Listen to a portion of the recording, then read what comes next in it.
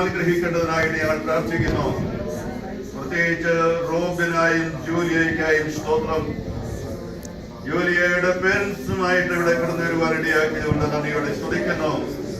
ദൈവം അവർക്ക് ദാനം ചെയ്ത അഭിഷേകിക്കായി നന്ദിയോടെ സ്തോത്രം. കർത്താവേ, നിന്റെ മക്കളെ അനുഗ്രഹിക്കേണ്ടതിനായി ഞങ്ങൾ സഭയായി പ്രാർത്ഥിക്കുന്നു.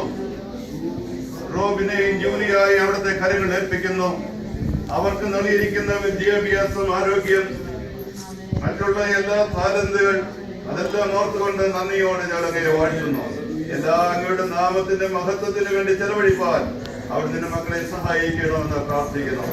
പിതാവിന്റെയും പുത്രന്റെയും പരിശുദ്ധാത്മാവിന്റെയും നാമത്തിൽ ഞങ്ങൾ റോബിനെയും ജൂലിയായെയും അനുഗ്രഹിക്കുന്നു. അവരുടെ മാനവരാക്കളെ അനുഗ്രഹിക്കുന്നു.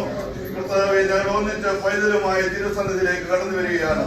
നീ അവനെ അനുഗ്രഹിക്കേണ്ടതിനായിട്ട് പ്രാർത്ഥിക്കുന്നു.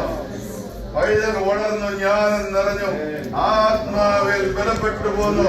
ദൈവകൃപയും അവന്റെ മേലുണ്ടായിരുന്നു.